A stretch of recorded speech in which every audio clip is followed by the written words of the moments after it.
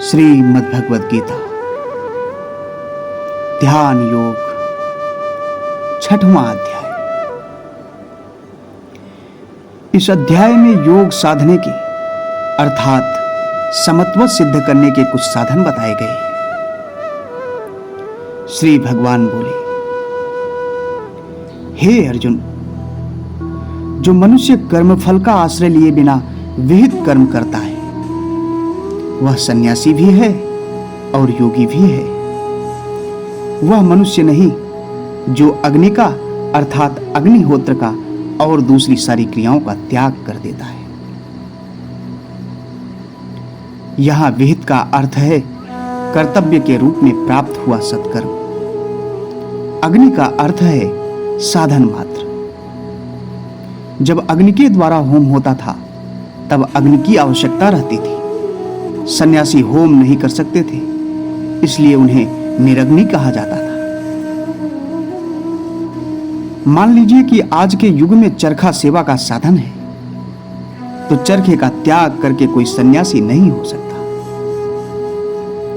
पुनः भगवान श्री कृष्ण कहते हैं, हे पांडव, जिसे सन्यास कहा जाता है उसे तू योग समझ। जिसने मन के संकल्पों का त्याग नहीं किया है वह कभी योगी नहीं हो सकता। योग साधने वाले मनुष्य के लिए कर्म साधन है। जिसने योग सिद्ध कर लिया है उसके लिए उपशम अर्थात विरति शांति ही साधन होती है। जिस मनुष्य की आत्मशुद्धि हो गई है, जिसने समत्व सिद्ध कर लिया है, उसके लिए आत्मदर्शन सरल होता है। परंतु इसका अर्थ यह नहीं कि योगारूढ़ पुरुष को लोक संग्रह के लिए भी कर्म करना जरूरी नहीं रहता। लोक संग्रह के बिना वह जीवित ही नहीं रह सकता, इसलिए सेवा के कर्म करना भी उसके लिए स्वाभाविक हो जाता है। योगारूढ़ पुरुष दिखावे के लिए कुछ भी नहीं करता। भगवान श्री कृष्ण कहते हैं, हे अर्जुन, जब मनुष्य इंद्रियों के विषयों या कर्मों में आसक्त नहीं होता और समस्त संकल्पों का त्याग कर देता है तब वह योगारूढ़ कहा जाता है।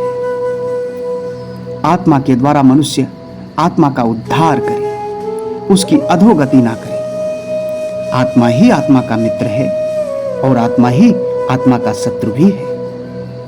हे अर्जुन, जिस मनुष्य ने अपने बल से अपने आप को जीत लिया है उसकी आत्मा उसकी मित्र है।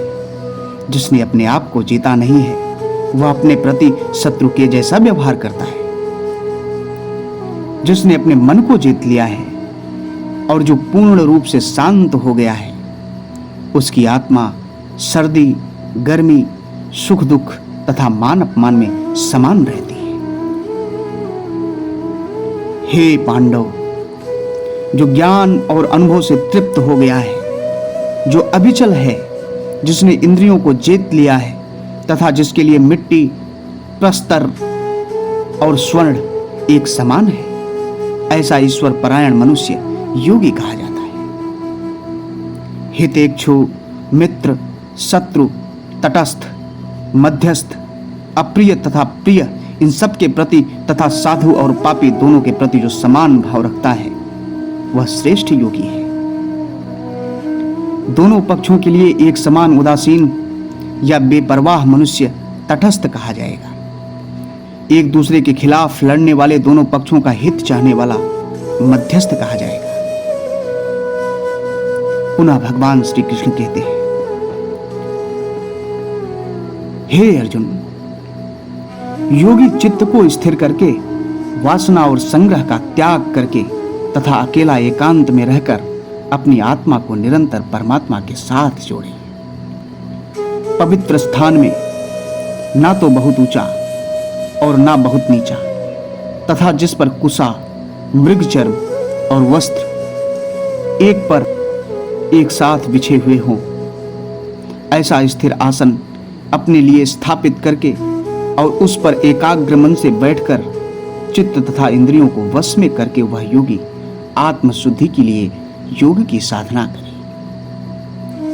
स्थिर भाव से काया, गर्दन तथा मस्तक को सीधी रेखा में अचल रखकर इधर उधर ना देखते हुए अपने नासिकाग्र पर दृष्टि को टिकाकर पूर्ण शांति से भय रहित होकर ब्रह्मचर्य में दृढ़ रहकर तथा मन को वश में करके मुझ में परायण हुआ योगी मेरा ध्यान करता हुआ बैठे।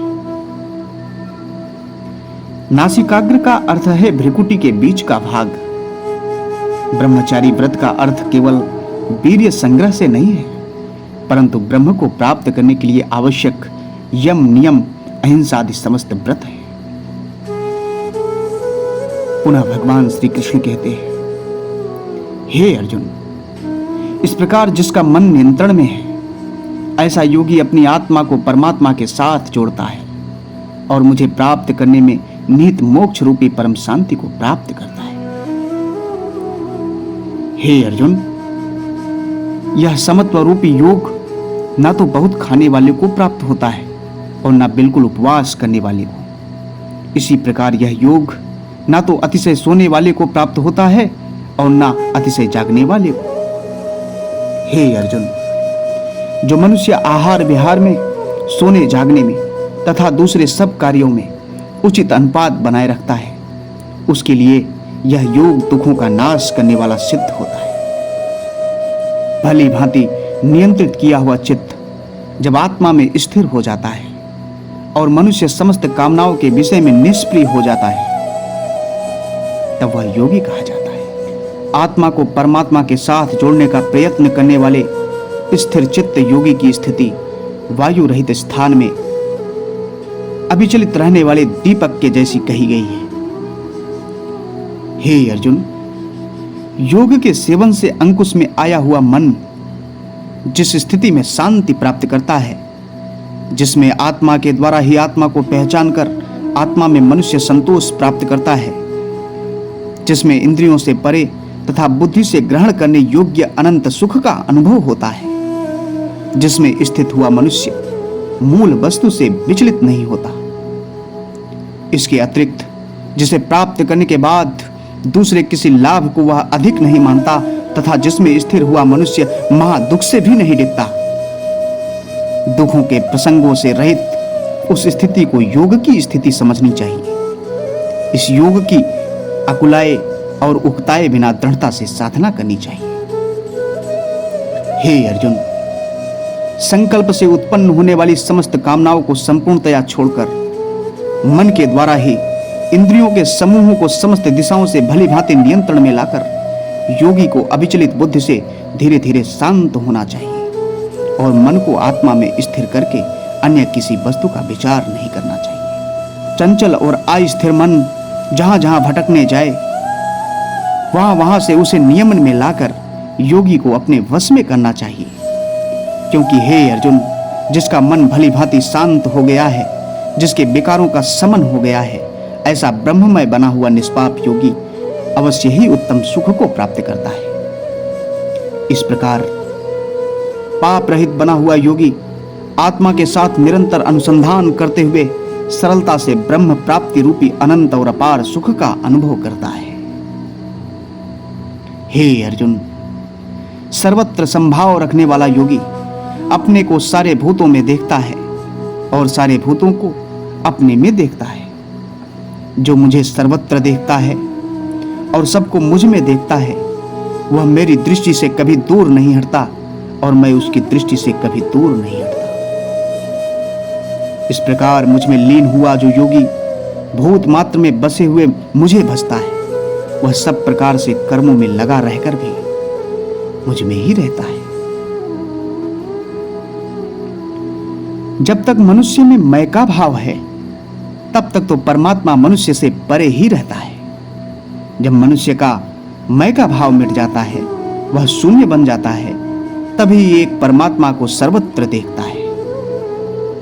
भगवान श्री कृष्ण कहते हैं, हे अर्जुन, जो मनुष्य सबको अपने जैसा ही मानकर दूसरों के लिए भी सुख दुख का उतना ही अनुभव करता है जितना स्वयं अपने लिए करता है, वह श्रेष्ठ योगी माना जाता है। इस संबंध में श्री शंकराचार्य कहते हैं कि किसी के साथ प्रतिकूल आचरण न करने वाला यह अहिंसक समग्र दर्शन निष्ठ योगी समस्त योगियों में श्रेष्ठ है। अर्जुन बोले, हे मधुसूदन, आपने यह जो समत्व रूपी योग मुझे समझाया, उसकी स्थिरता को मैं अपने मन की चंचलता के कारण समझ नहीं सकता। क्योंकि हे कृष्ण, मन सचमुच ही चंचल है, वह बहुत बलवान भी है और दृढ़ होने के कारण मनुष्य को मथ डालता है। जिस प्रकार वायु को दबाना अथवा रोकना बहुत कठिन है, उसी प्रकार मन को वश में करना भी मैं बहुत कठिन मानता हूं। श्री भगवान बोले, हे महाबाहो, इसमें शंका ही नहीं कि मन के चंचल होने के कारण उसे वश में करना कठिन है। फिर भी हे कौन्तेय, अभ्यास और वैराग्य से उसे भी वश में किया जा सकता है। मेरा यह मत है कि जिसका मन अपने वश में नहीं है, उसके लिए योग की साधना बहुत कठिन है, परंतु जिसका मन अपने वश में है और जो प्रयत्नशील है, वह उपायों द्वारा योग को सिद्ध कर सकता है।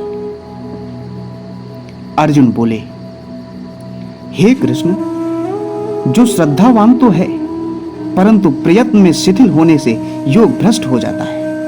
वह सफलता ना मिलने के कारण कौन सी गति प्राप्त करता है। हे महाबाहो, योग से भ्रष्ट हुआ तथा ब्रह्म मार्ग में भटका हुआ ऐसा मनुष्य बिखरे हुए बादल की तरह दोनों ओर से भ्रष्ट होकर कहीं नष्ट तो नहीं हो जाता। हे कृष्ण, मेरा यह संदेह आपको ही जड़मूल से दूर करना चाहिए, क्योंकि आपके सिवा दूसरा कोई मेरा यह संदेह मिटाने वाला मिल ही नहीं सकता। श्री भगवान बोले, हे पार्थ, ऐसे मनुष्य का नाश ना तो इस लोक में होता है और ना परलोक में ही होता है। हे तात, कल्याण मार्ग पर चलने वाले मनुष्य की कभी दुर्गति होती ही नहीं। पुण्यशाली लोग जो स्थान प्राप्त करते हैं, उस स्थान को प्राप्त करके वहां लंबे समय तक रहने के बाद योग भ्रष्ट मनुष्य पवित्र और साधन संपन्न पुरुष के घर में जन्म लेता है, अथवा वह ज्ञानवान योगियों के परिवार में ही जन्म लेता है। यद्यपि जगत में ऐसा जन्म अवश्य ही दुर्लभ है, परंतु हे कुरुनंदन, वहां उसे पूर्व जन्म के बुद्धि संस्कार प्राप्त होते हैं और वहां से वह मोक्ष के लिए आगे प्रगति करता है। पहले के उसी अभ्यास के कारण वह योग के प्रति अवश्य आकर्षित होता है। योग की केवल जिज्ञासा रखने वाला पुरुष भी सकाम वैदिक कर्म करने वाले लोगों की स्थिति को पार कर जाता है। इसके अतिरिक्त लगन और निष्ठापूर्वक प्रयत्न करने वाला योगी धीरे धीरे पापों से मुक्त होकर अनेक जन्मों में विशुद्ध होता हुआ परम गति को प्राप्त होता है। हे अर्जुन, तपस्वी की अपेक्षा योगी अधिक ऊंचा है, ज्ञानी से भी वह अधिक ऊंचा माना जाता है। उसी प्रकार कर्मकांडी से भी वह अधिक उच्च है। इसलिए हे अर्जुन, तू योगी बन। यहां तपस्वी की तपस्या फल की इच्छा रखने वाली है और ज्ञानी का अर्थ अनुभव ज्ञानी नहीं, परंतु शास्त्र पंडित है। पुनः भगवान श्री कृष्ण कहते हैं, हे अर्जुन, समस्त योगियों में जो मुझ में मन को लीन करके श्रद्धापूर्वक मुझे भजता है, उसे मैं सर्वश्रेष्ठ योगी मानता हूं। हरि ओम तत्सत। जो ब्रह्म विद्या भी है और योग शास्त्र भी है, ऐसे श्री भगवान द्वारा गाए गए उपनिषद में आए हुए श्री कृष्ण तथा अर्जुन के संवाद का ध्यान योग नामक 6वां अध्याय यहां समाप्त होता है।